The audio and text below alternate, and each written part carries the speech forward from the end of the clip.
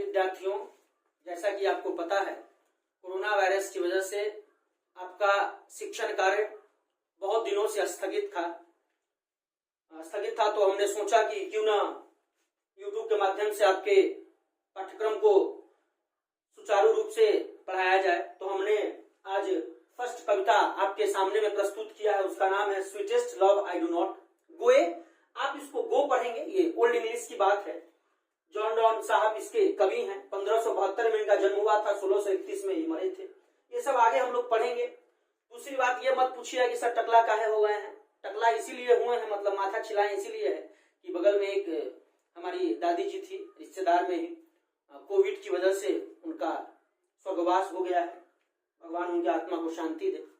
अब आगे हम लोग चलेंगे, बातचीत करेंगे। तो सबसे प्रथम बात, आपके मन में एक सवाल होगा कि सर कविता सेक्शन पढ़ने से क्या फायदा है।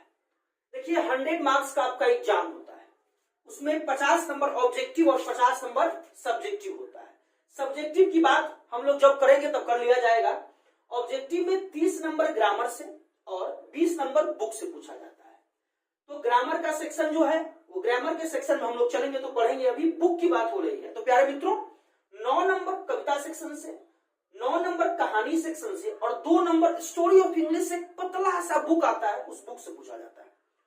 तो मतलब कहने का अर्थ यह है कि यदि आपको 9 नंबर पोएट्री से चाहिए तो कहीं ना कहीं 10 के 10 कविता को पढ़ना पड़ेगा, मतलब 10 पोएम जो है आपको पढ़ना पड़ेगा। बहुत बढ़िया बात। अब 10 पोएम पढ़ने के बाद आपके मन में सवाल होगा, क्या सर 9वें नंबर आएगा? 9वें नंबर ना आएगा, 27 नंबर आएगा। तो कैसे? तो ऐसे। तो मैचिंग पुस्तक होगा 5 नंबर के। एक्सप्लेनेशन मतलब व्याख्या। व्याख्या समझते हैं? व्याख्या मतलब कोई लाइन दे देगा कविता का, कहेगा इसको एक्सप्लेन कीजिए। जैसे रहीमन निजमन की व्यथा मन ही राखे कोय, आ सुन ठलई है लोग सब बाट न लिहे कोई। तो कहने का अर्थ है कि तो हिंदी में है, तो आप व्याख्या कर दी जाएगी। प्रस्तुत पंक्ति के माध्यम से कवि रहीम कहना चाहते हैं कि हमें अपने मन का दुख कष्ट व्यथा किसी को नहीं बताना चाहिए। जहां तक लोग मजाक उड़ाते हैं, सहायता नहीं करते। लेकिन इंग्लिश में थोड़ा हार्ड पड़ जाएगा, तो उसका भी उपाय है। कब? जब आप कविता के लाइन को लाइन बाय लाइन पढ़िएगा तब। फिर क्वेश्चन आंसर मिनिमम 4 मार्क्स का है ना। समरी जो है आपको 5 नंबर का पूछा जाता है। ऑब्जेक्टिव तो 9 नंबर का भैया यहाँ देखिए रहे हैं।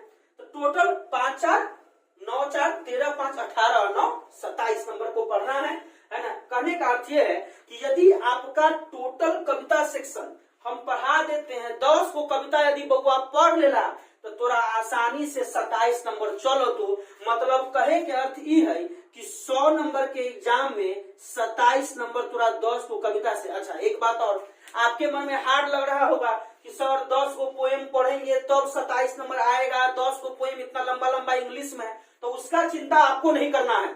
वो मेरी जिम्मेवारी है कि हम कैसे समझाएंगे, कैसे पढ़ाएंगे। हाँ, लेकिन एक चीज और, आपको सामने में किताब रखना है। रेनबो पार्ट 2 देख लीजिए, यही बुक है। इस बुक को आपको सामने में रखना है, रेनबो पार्ट 2 को।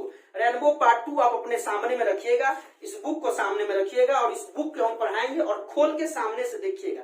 नहीं तो चोटी वाला बता दे रहे हैं, चोटी नोच लेंगे यहीं से बैठे बैठे, इसलिए ध्यान देके पढ़ो। चलिए अब पहला कविता आपका हम शुरू करेंगे।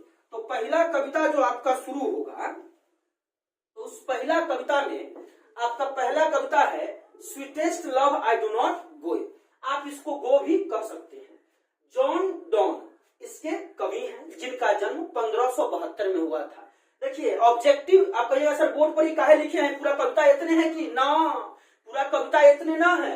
ये जो बोर्ड पर लिखा गया है इसमें का जो कवि का परिचय होता है, स्टार्टिंग में जो इंट्रोडक्शन कवि के बारे में होता है उसका ऑब्जेक्टिव है। कविता के ऑब्जेक्टिव बाद में। अब कहने का मतलब ये है कि पोएट्री का पहला कविता sweetest love I do not go. Sweet मतलब क्या होता है? प्यारा। ये मीठा, मिठाई वाला मीठा ना। स्वीट मतलब प्यारा और लव मतलब प्यार। आई डू नॉट गो, गो मतलब जाना होगा यहाँ पर। तो स्वीट हो गया एडजेक्टिव, उससे बड़ा स्वीटर मतलब पॉजिटिव, कंपैरेटिव और सुपरलेटिव। तो सुपर मतलब सबसे ऊपर। तो स्वीटेस्ट लव मतलब हम तोरा इतना दुनिया में किसी से प्यार नहीं करते हैं। तो sweetest love I do not गो। कवि है जॉन डॉन, इनका जन्म हुआ था 1572 में। हाँ प्रत्येक लेसन के 10 कविता है, 11 कहानी, 11 वो कहानी है। तो 10 कविता में से आपको प्रत्येक के कवि का नाम याद करना है। तो इनका जन्म मरण भी याद करना है। जन्म हुआ था 1572 में और 1631 में ये मर गए थे। इनको मेटाफिजिकल पोएट के रूप में जाना जाता है। कौन पोएट? बोलो कौन पोएट? Metaphysical poet. अच्छा, इनका जन्म कहाँ हुआ था? लंदन में हुआ था। कहाँ हुआ था जन्म हुआ? लंदन में। तो आप इंग्लिश पोएट भी कह सकते हैं। Donne was forced to leave Oxford University. John Donne को कहां से, देखिए फोर्स टू लीव मतलब क्या होता है? जबरदस्ती निकाल दिया गया, मतलब धक्का दे करके निकाल दिया गया ऑक्सफोर्ड यूनिवर्सिटी से। क्यों पता है? क्योंकि इनका जात कैथोलिक था, कैथोलिक जाति से बिलोंग करते थे। और he studied law and read theology. उसके बाद इन्होंने कानून और थियोलॉजी मतलब धर्म विज्ञान की पढ़ाई की।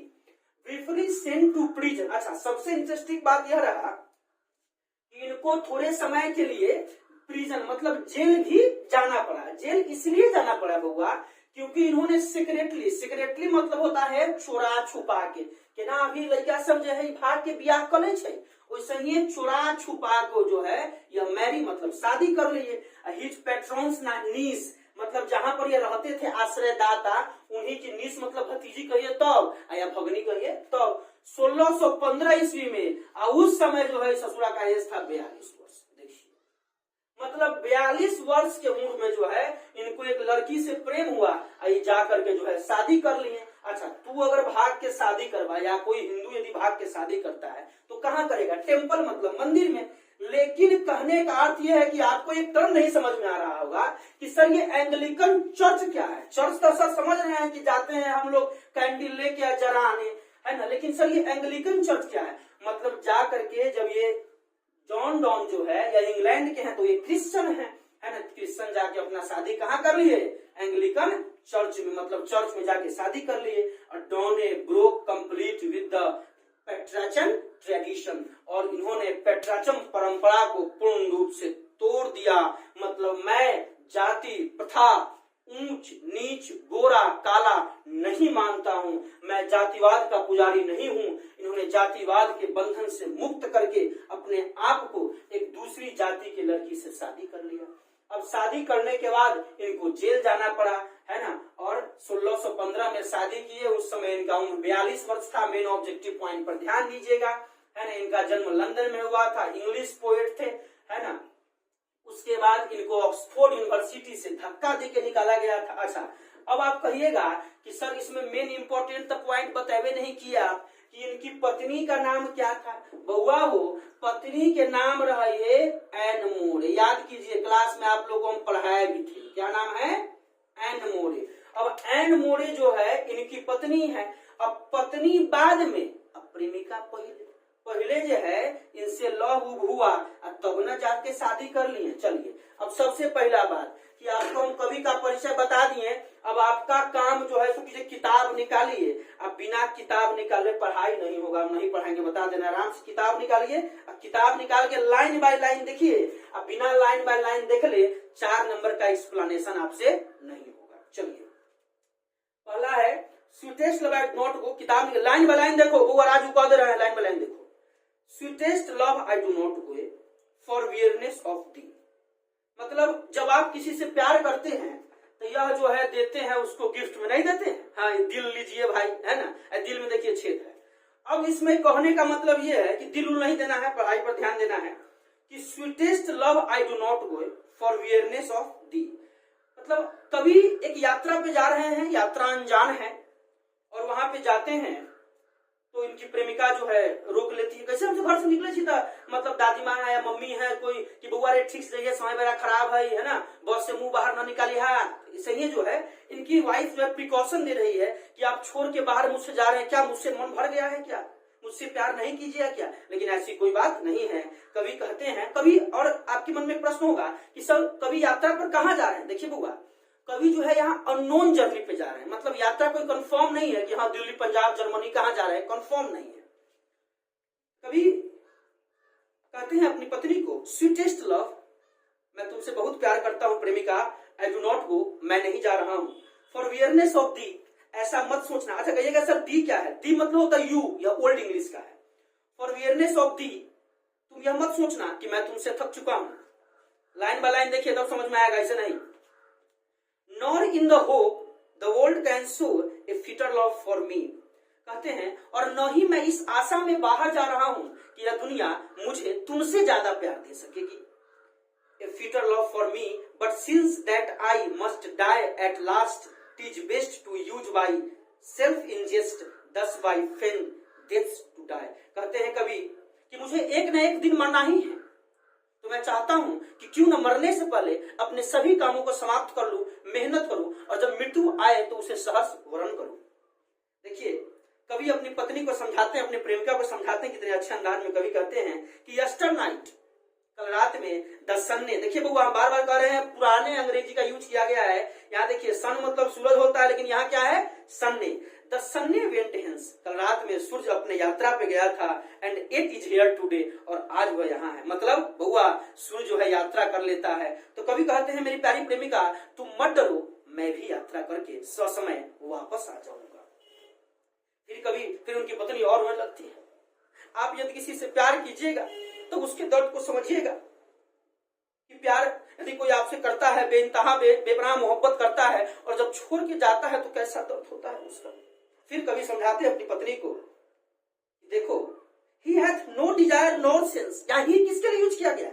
सूर्य के लिए, कि सूर्य के पास ही डिजायर मतलब इच्छा, सेंस मतलब ज्ञान। कभी कहते हैं अपनी प्रेमिका को सूर्य के पास न इच्छा है न कोई ज्ञान है, nor half so short away, और न ही कोई छोटा रास्ता है जिससे सूर्य अपना यात्रा पूरा कर सकता है।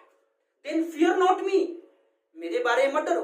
कभी कहते हैं अपनी प्रेमिका को कि मेरे बारे में मत डरो, but believe that I shall make speedier journey since I take more wings and spurs than ही।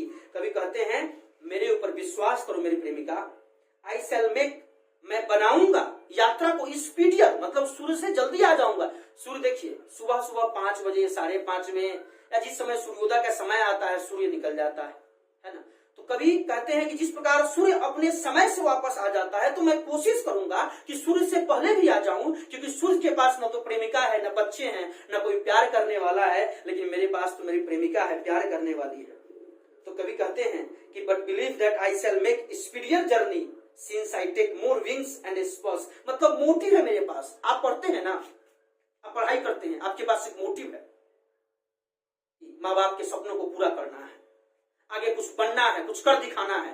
तो कभी कहते हैं कि मेरा भी एक सपना है कि मुझे आकर के अपनी प्रेमिका से प्यार भरी बातें करनी है, अपने बच्चों के साथ समय बिताना है। लेकिन सूर्य के पास क्या मोटिव है? कोई मोटिव नहीं रहता है। फिर कभी कहते हैं how feeble is man's power, आदमी की शक्ति कितनी कमजोर हो जाती है। That if good fortune fall, यदि सही समय आदमी का चला जाता है, can not add another hour nor a lost hour recall. कहते हैं कि याद कीजिए उस दिन को बउआ जिस दिन आपका 10th का रिजल्ट निकला था, जिस दिन आपके घर में कोई खुशी का माहौल था। तो क्या आज इस कोविड के सिचुएशन में, इस बुरे दौर में, क्या उस खुशी के पल को आप ला सकते हैं? कभी नहीं, क्योंकि वह समय नहीं आ सकता। कभी कहते हैं कि आदमी मुकेश अंबानी हो, नरेंद्र दामोदर दास मोदी हो, बिल गेट्स हो, जो बड़े बड़े जितने भी लोग हैं, लेकिन कहते हैं कि जब समय मारता है तो कोई नहीं बचता। और वही कभी कहते हैं O how feeble is, feeble मतलब वीक होता है। और तुम लोग ऑब्जेक्टिव पूछ भी देगा कि what does the feeble means, मतलब वेरी वीक, कमजोर। तो कभी कहते हैं O how feeble is man's power, आदमी की शक्ति कितनी कमजोर होती है। अब कब? पैसा न रहता है तब ना। गुड फॉर्चून फॉल, गुड मतलब अच्छा, फॉर्चून मतलब भाग्य। जब अच्छा भाग्य चला जाता है तब आदमी का समय खराब होता है। Can not add another hour nor a lost hour recall. और आप जिस समय आपका बुरा समय चल रहा है और अच्छा समय यदि 2 साल 1 साल पहले 2 महीना पहले खत्म हो गया है, उस अच्छे समय को बुरे समय में आज कभी नहीं जोड़ सकते। आज आप लोगों के मन में प्रश्न उठ रहा होगा कि सर आप माथा क्यों छिलाए? सबसे बड़ा कारण यही है कि इस कोविड पैंडेमिक में, इस महामारी के दौर में हमारे बड़े करीबी एक दादी माँ थी जिनका स्वर्गवास हो गया, तो उसी सिलसिले में छिलाना पड़ा। तो कभी कहते हैं कि not a lost hour recall, मतलब बीता हुआ समय वापस नहीं आता है, बट कम बैड चांस। लेकिन यदि बुरा समय आता है, बैड चांस, बुरा समय हमारे जीवन में आता है तो घबराना नहीं चाहिए। And we join to it our strength, हमें अपनी पूरी ताकत के साथ लड़ना चाहिए। And we teach it art and length, और हमें वहां से सीखना चाहिए। बुरा समय आए तो घबराना नहीं चाहिए। आज यदि हम अमीर हैं फिर गरीब हो गए तो क्या हम चोरी कर लेंगे? नहीं। कमजोर विद्यार्थी है, फिजिक्स कमजोर है, इंग्लिश कमजोर है, केमिस्ट्री कमजोर है, क्या घबरा जाएंगे? नहीं। जहां पढ़ते हैं वहां सर से इंटरेक्शन बना के रखेंगे, संपर्क रखेंगे तो जरूर अच्छा होगा। मेहनत कीजिएगा तो कहते हैं and we teach it art and length, मेहनत करेंगे और itself us to advance, और मेहनत करेंगे और उन बुरे समय से सीखेंगे और फिर आगे की ओर बढ़ेंगे। और इतना कहने के बाद अगर कोई यात्रा पर निकलता है तो उसके लिए बुरा समय क्या हो सकता है? शायद उसका एक्सीडेंट हो जाए। तो कवि की पत्नी यही सोच करके कहती है, तो कवि कहते हैं लास्ट टाइम में क्या बोले हैं इस स्टेंजा में कि बुरे समय आएगा तो हम देख लेंगे।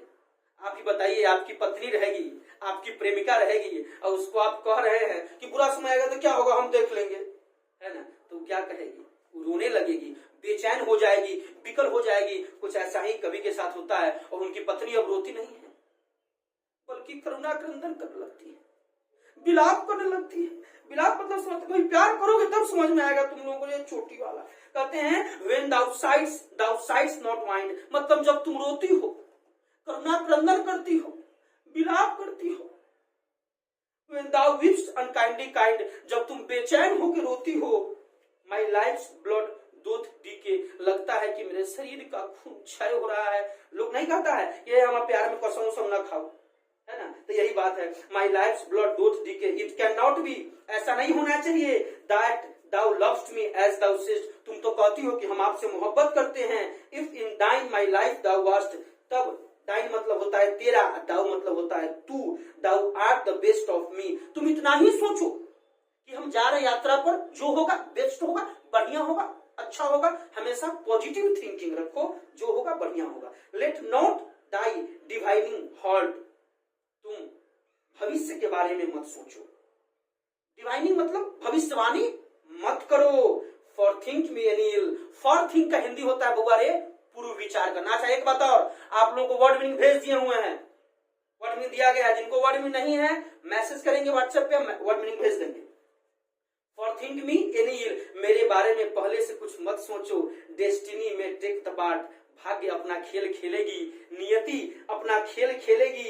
And may the fears fulfil, हम कोशिश करेंगे कि सभी डर को समाप्त किया जाए, सभी भय को समाप्त किया जाए।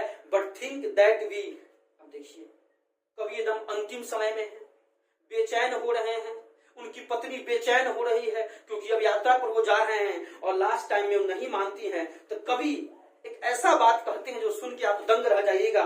देखिएगा कि बट थिंक दैट वी, कभी कहते हैं तुम इतना ही सोचो कि वी मतलब हम लोग। अच्छा आप लोग पढ़े होइएगा, मैथ पढ़े होइएगा, है ना? तो देखते होइएगा हम कहते हैं कि वी मतलब क्या होता है। तो बउआ हो आई प्लस यू, एक गाना सुने होइएगा, मैं और तुम गर हम हो जाते, है ना? तो आई मतलब मैं, यू मतलब तुम, तो मैं और तुम गर हम हो जाते, तो वी मतलब हम, मतलब कवि और कवि की पत्नी मतलब जॉन डॉन और उनकी पत्नी एन मोड़े। तो कवि कहते हैं, क्या कहते हैं कि तुम इतना ही सोचो।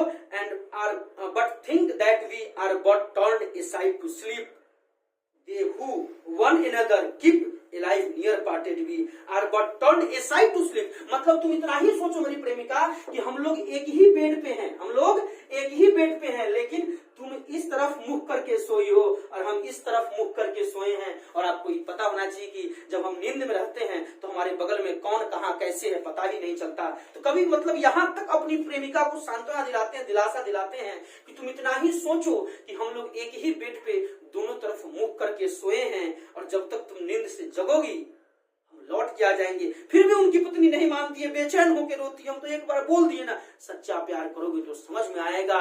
कलेजा फट जाता है जब कोई दूर जाता है तो कवि कहते हैं दे हु वन अनदर कीप, वे जो दोनों एक दूसरे के दिल में रहते हैं।